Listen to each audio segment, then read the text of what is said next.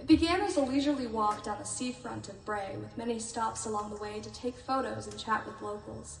The beginning of the ascent was easy enough, well paved and only a slight incline. I set out with no intention of scaling the hill. No food, no cell service, no gear, accompanied only by a half-empty water bottle and worn-out Converse. I don't smoke and I've never drank, but I'm certainly not immune to dumb decisions. Seasoned outdoorsmen pass me by with steel-toed boots, utility belts, and trekking poles, speaking French, Portuguese, Mandarin, while I entirely ignore the warning signs addressed to novice hikers like myself. Nobody knows where I am, I thought, as I trekked deeper into the trees. I'll turn around soon, I silently lied.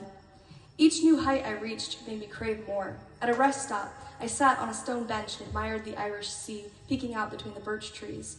After resuming the journey, it didn't take long for my face to turn bright red or my clothes to be soaked in a salty mixture of sweat, rain, and sea mist. I paid no attention to my panting breath or aching feet.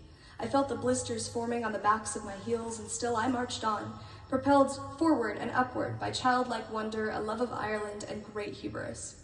Atop the peak is a massive cross made of concrete, which towers over the little town, erected by over 100 Catholic craftsmen in honor of the Holy Year, sacred ground and an annual destination for Good Friday pilgrimages. I traversed the same terrain without religion, but with no less devotion. Sitting on a rock near the crest, I savored the view of pastel-colored houses on the waterfront, train tracks snaking down the hillside, the tops of great spruce trees rustling gently in the wind, the shrubbery deep emerald with bell heather and broom bush leaving speckles of purple and yellow, the Wicklow Mountains in the backdrop, open fields and heathland in every shade of green. I've read countless verses about the sublime, something I had never experienced. Before now, a totally foreign feeling, just something spoken of by Yeats, Wordsworth, Blake, or Byron. Alone at the summit, I thought to myself, sometimes it pays to be stupid. I have one that I just finished. I'm gonna read. It's about my room. I was about 4 years old when Katie bragged to me about her family's new McMansion. My room is so big, she told me. Mine too, I happily replied. At the time, I didn't understand my mom's laughter. This was before I learned sarcasm. My words were sincere. 2 decades later, I understand the irony as I navigate through the miniature labyrinth that I call my bedroom. It's not roomy by any stretch of my adult imagination, but I make good use of the little space I do have, if I do say so myself. My door is covered in stickers from ceiling to floor, most collected for free throughout the years. The rest of my room keeps with this maximalist theme. The space above my bed is filled with postcards, show flyers, and vintage pictures, once abandoned in antique shops, now a part of my bedroom mosaic. Underneath my dozens of posters is steel gray drywall, unprofessionally painted by my best friend and I. The spots that we missed expose bright yellow and nauseatingly hot pink, past versions of my walls painted by past versions of us. In the middle of my popcorn ceiling hangs a glass chandelier with white LED lights, purchased on clearance and assembled by my dad and I, totally tawdry in the best way possible. I sleep curled up on my twin-size mattress, underneath a weighted blanket, 2 if weather permits. I make my bed with black cotton sheets, 2 black satin pillows, and blankets patterned with skeletons. Around here, both Halloween and St. Patrick's Day last all year.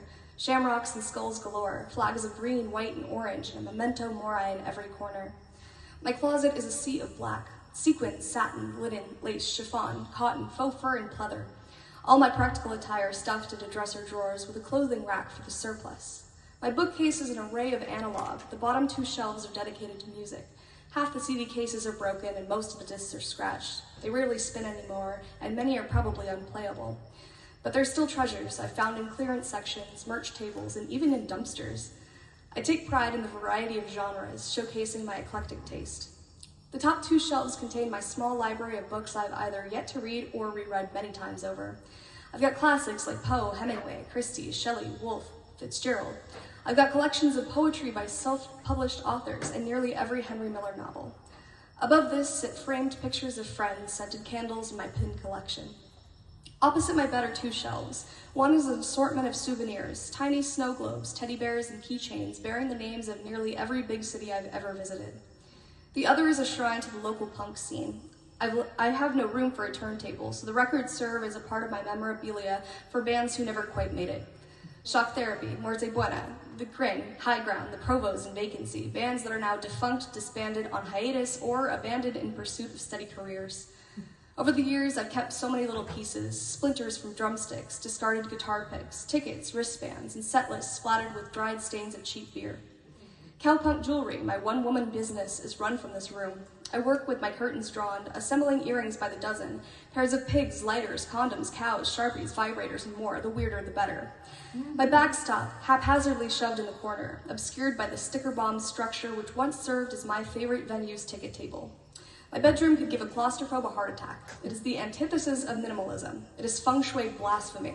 It is Marie Kondo's worst nightmare, a place that I'm proud to call home. Thank you. Does it all bring you joy? Yeah.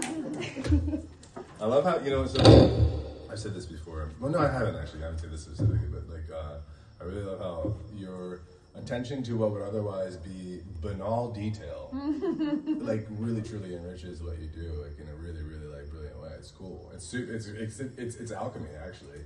I mean, all your list of